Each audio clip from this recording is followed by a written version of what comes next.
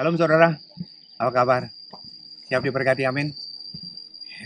Dimanapun kita berada, penyertaan Tuhan luar biasa.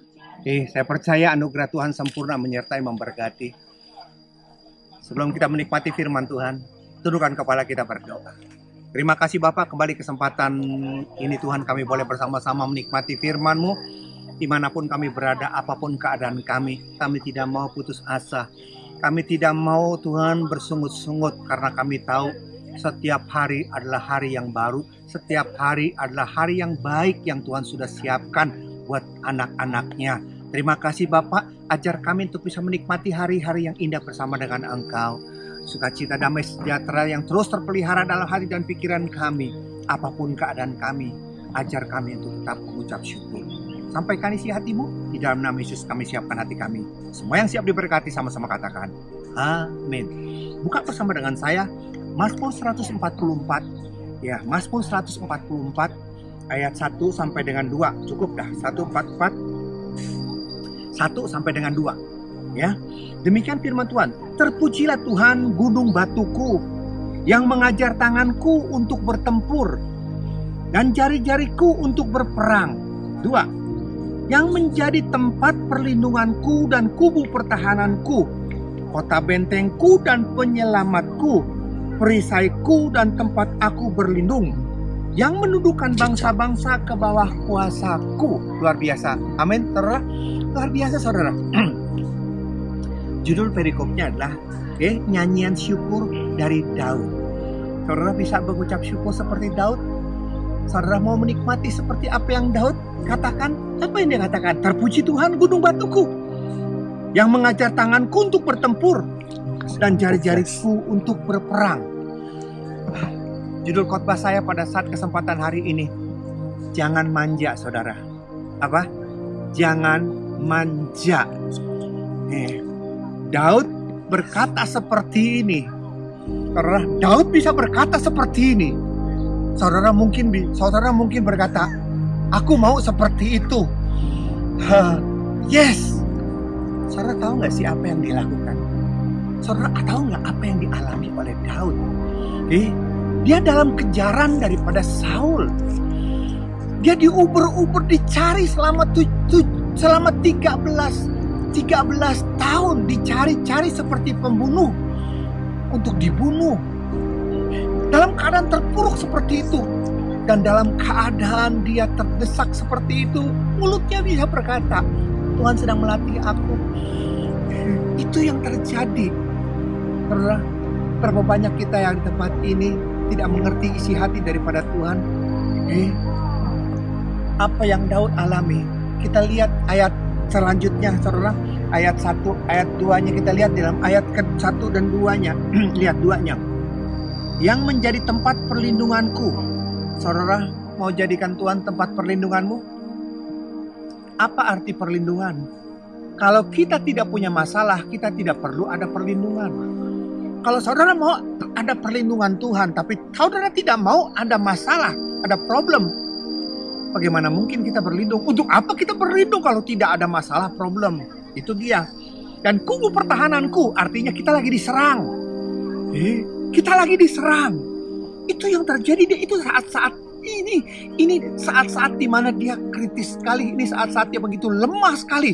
Tapi mulutnya berkata tidak persungutan. Yang keluar dari mulutnya, apa yang keluar dari mulutnya? Terpuji Tuhan gunung batuku, yang mengajar tanganku untuk bertempur. Tidak manja dia.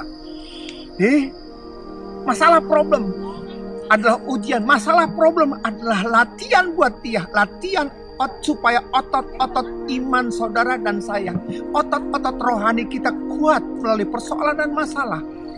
Dekatkan diri kepada dia. Kita lihat bagaimana penyertaan Tuhan yang luar biasa. Dan jari-jariku untuk berperang. Lihat, Daud tidak manja, Daud tidak kolokan, Daud tidak bersungut-sungut.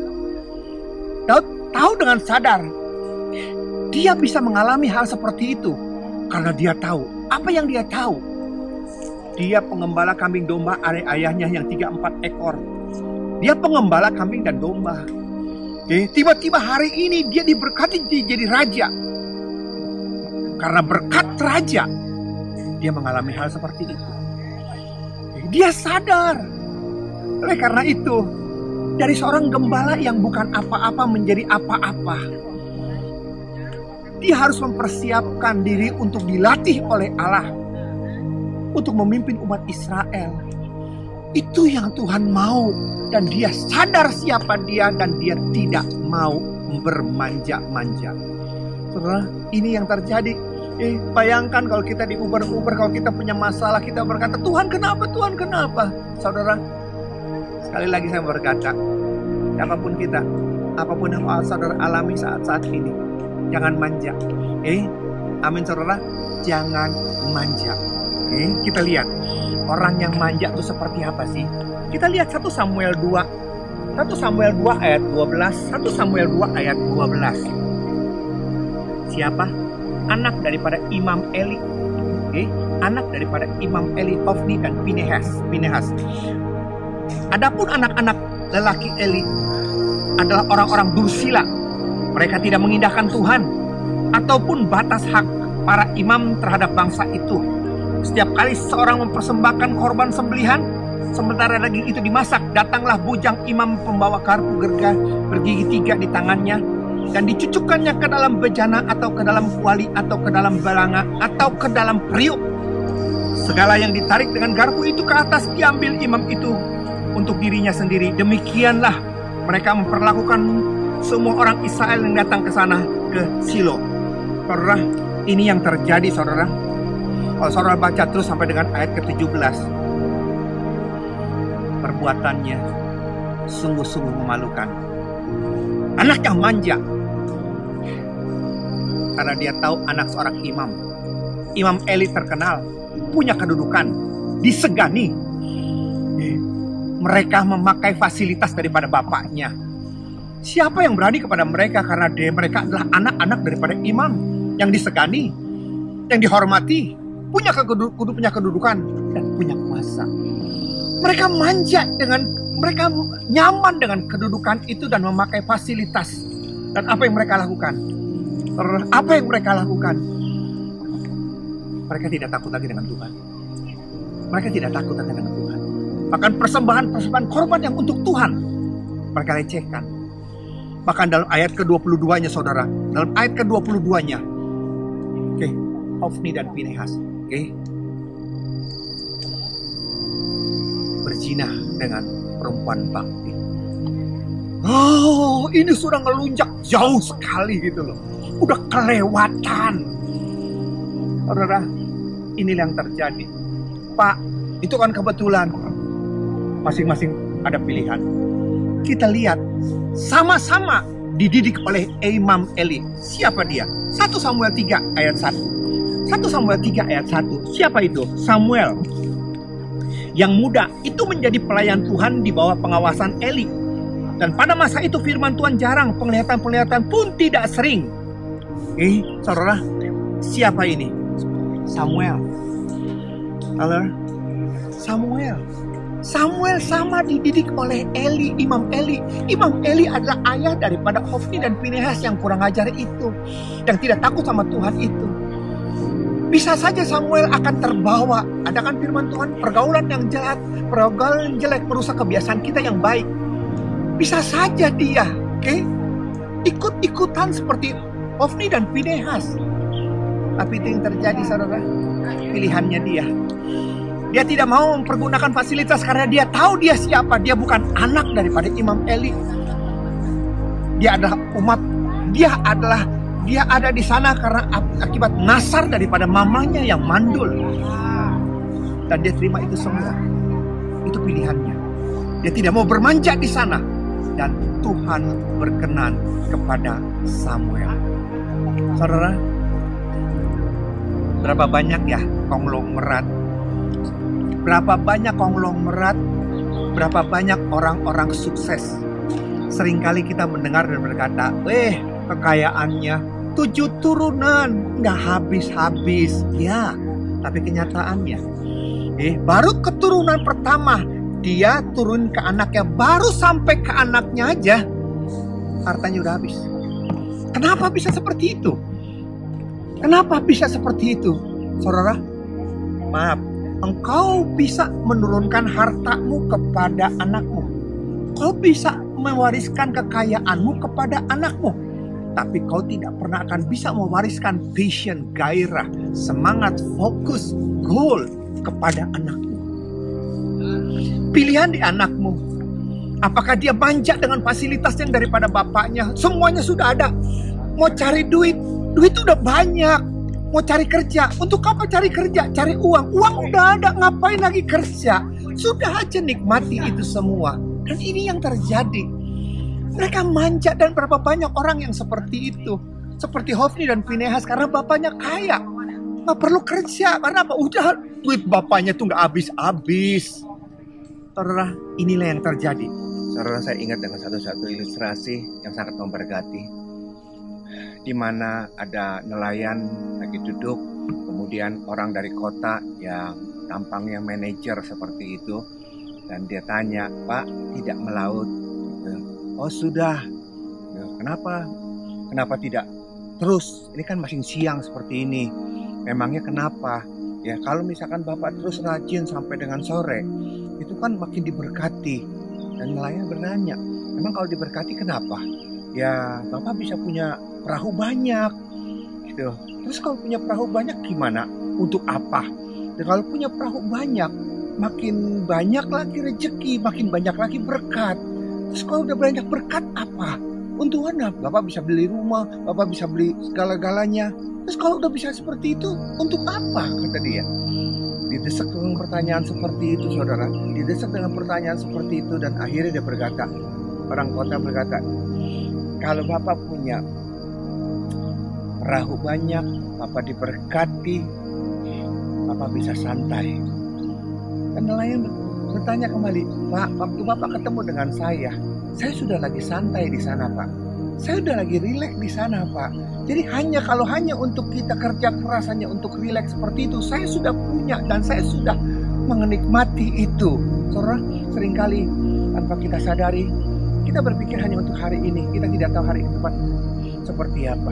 Jangan sampai kita punya mentalitas seperti itu, hanya mementing hari ini dan kita tidak tahu hari ke depan itu seperti apa. Hidup jangan manja. Kita tidak tahu ke depannya itu seperti apa. Kita masuk firman Tuhan. Kita masuk firman Tuhan, saudara. Kita teruskan firman Tuhan di dalam Lukas 15 ayat 11 sampai dengan 13. Saudara, kita akan melihat di sini orang yang manja atau orang yang dimanja di sini. Ayat 11. Yesus berkata lagi, ada seorang mempunyai 2 orang anak laki-laki.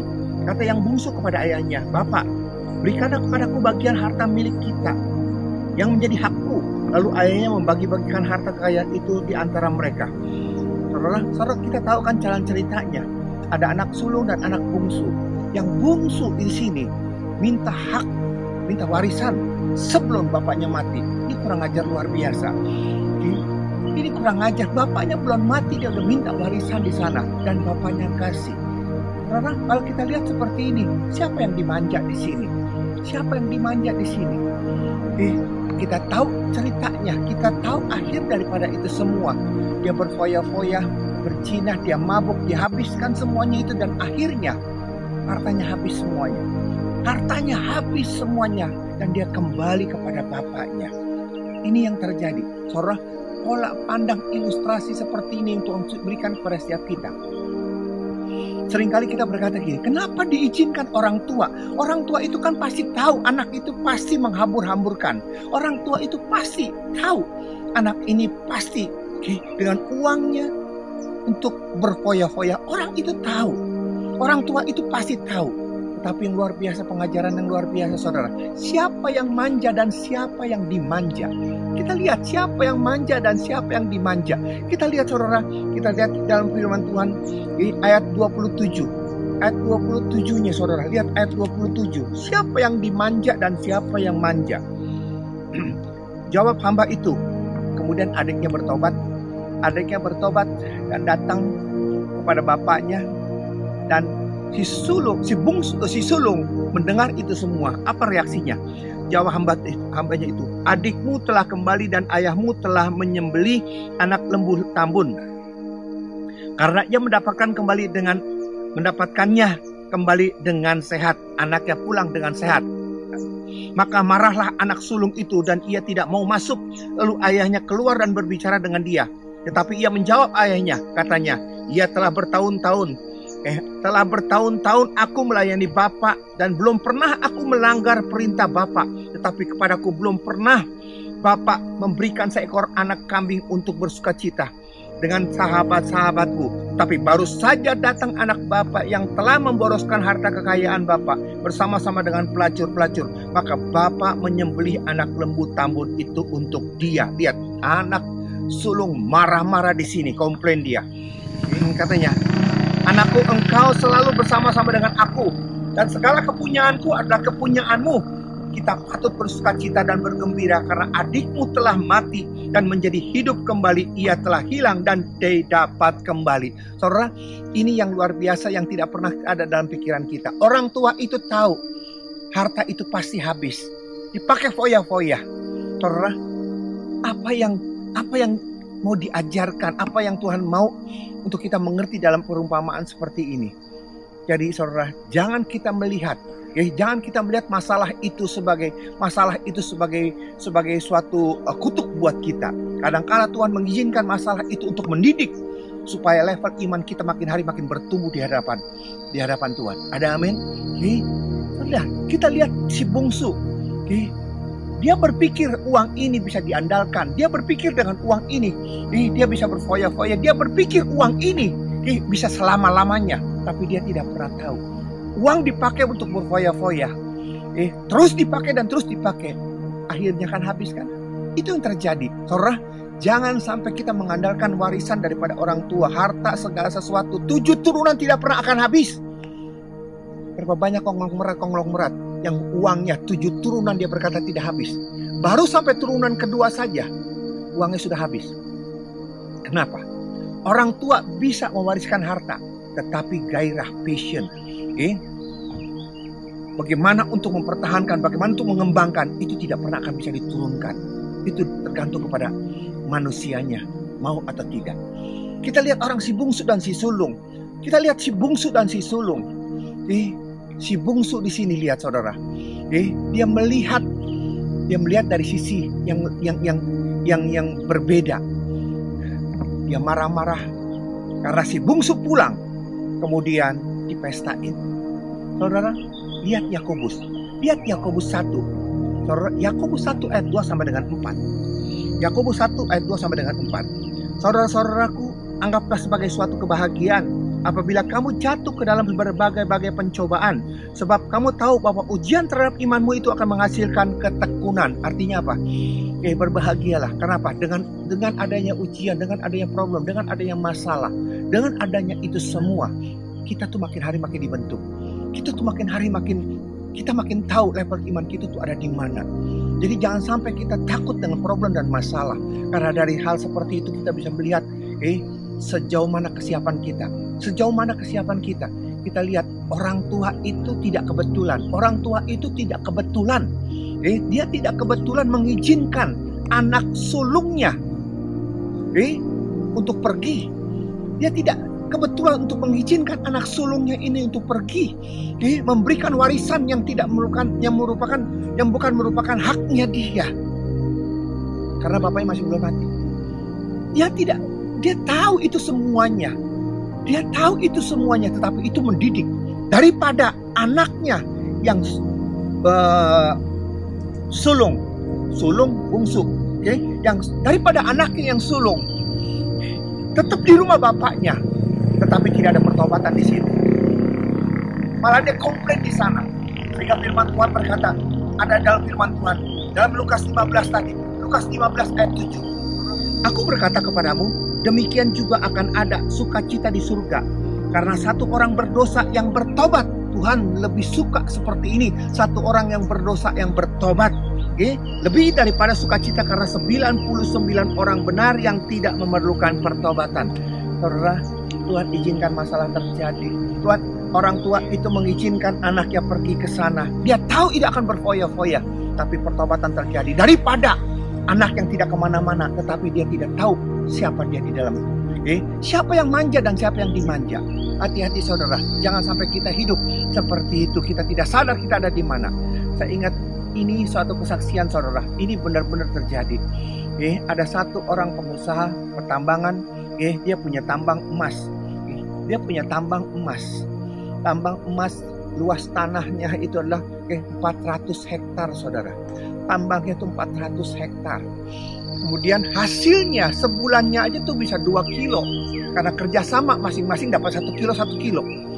Itu yang terjadi. Dan berkat yang luar biasa itu, saudara, akhirnya singkat cerita kerjasama dengan luar negeri, kerjasama dengan orang luar negeri itu dicurangin saudara, diputusin kontraknya. Dan sejak diputusin kontrak seperti itu, akibatnya adalah hari lepas hari tidak ketemu lagi dengan orang-orang yang cocok untuk bisa bukan saja untuk menghasilkan, produksinya itu tidak bisa, nggak punya modal dan segala macam. Saudara, yang saya mau ceritakan di sini adalah apa? Keluarga daripada pemilik tambang itu, yang mempunyai tambang emas itu, keluarganya saudara. Karena mereka mengandalkan emas, memang depositonya tuh luar biasa. Ada ratusan kilo saudara, ratusan kilo emas. Itu kalau dihitung tuh berapa duitnya. Dan mereka semua mengandalkan itu. Dari anak, dari suami, anak, sampai ke cucu. Semua mengandalkan itu. Dan mereka semua disupport oleh pemilik tambang itu. Anaknya, cucunya, mantunya, semua disupport di sana. Sekarang begitu tambangnya tidak lagi menghasilkan, stuck semuanya. Maaf kata, untuk bayar listrik saja mereka tidak sanggup. Halo, jangan manja. Memang itu menjanjikan, memang itu luar biasa. Tetapi satu hal, kita tidak bisa mengandalkan itu selalu. Kita tidak bisa mengandalkan itu. Kita tidak pernah akan tahu ke depannya itu seperti apa. Tetapi kalau kita mengandalkan Tuhan dengan hikmat daripada Tuhan, menuntun setiap langkah kita, saya terlalu percaya. Sekalipun kita tidak punya tambang emas, sekalipun kita tidak punya tambang batu bara, tetapi penyertaan Tuhan menyertai yang berkati. Kita tidak pernah kelaparan dan kita tidak pernah kekurangan. Karena apa? Cukup berkat Tuhan buat saudara dan saya. Amin. Oleh karena itu, jangan jadikan masalah problem pandemi seperti ini membuat kita bersungut-sungut dan marah-marah. Jangan membuat keadaan seperti ini membuat kita bersungut-sungut. Jangan membuat kita jadi tawar hati kepada Tuhan. Tapi jadikan ini sebagai alat untuk apa? Untuk kita mengerti, melihat bagaimana Tuhan bekerja melalui pandemi seperti ini. Penyertaan Tuhan luar biasa. Sebagaimana Daud berkata, Tuhan sedang mendidik, melatih dia. Ingat waktu dia menghadapi gunung, dia berkata, Tuhan tuntun aku ke gunung yang batu yang terlalu tinggi ini. Dia sadar, karena dia pengembala kambing domba anak bapaknya. Hari ini dia diberkati menjadi raja. Karena dia diberkati menjadi raja, dia mengalami problem seperti ini. Dia tidak bersungut-sungut. Dan dia pakai ini untuk untuk dia berlatih. Karena apa? Karena dia akan memegang satu jabatan yang luar biasa. Dia akan jadi raja. Saudara, kalau kita siap diberkati, kita siap juga menghadapi segala sesuatu. Karena apa? Tidak ada sesuatu yang gratis. Tuhan mau kita diberkati. Dan Tuhan tidak mau berkat yang diberikan ketidaksiapan kita membuat kita jadi terkutuk. Oleh karena itu, jangan pernah patah semangat. Percayalah, Tuhan ada menyertai setiap kita. Ada amin. Tundukkan kepala kita berdoa. Terima kasih Bapak, firman-Mu sudah hamba sampaikan. Ya, penyertaan-Mu ada menyertai yang berkati. Kalau mereka hari ini menghadapi problem dan masalah, ajar mereka Tuhan untuk mereka tidak hidup bersungut-sungut, takut dan khawatir. Tapi tetap percaya kepada Tuhan yang ada, yang senantiasa menyertai mereka. Dan biarlah Tuhan melalui masalah ini menjadikan latihan buat mereka untuk melatih otot-otot rohani. Dan untuk mereka lebih yakin lagi percaya bahwa Tuhan tidak pernah meninggalkan mereka. Berkati negara kami, Presiden, Wakil Presiden, Gubernur, Dokter, Suster, dan semua jajaran sampai yang terendah. Tutup fokus mereka dengan kuasa darah-Mu. Dan kami percaya COVID-19 tidak pernah akan bisa bertahan terus. Karena apa? Karena Tuhan bekerja untuk menyertai, hancurkan segala tipu muslihat daripada iblis. Dan kami semua yang percaya tidak pernah akan terlantar. Terima kasih Bapak. Dalam nama Yesus kami berdoa. Haleluya. Amin. Demikian firman Tuhan, saudara. Sampai jumpa dari sesi yang akan datang. Saya percaya kita semua akan diberkati. Amin. Shalom.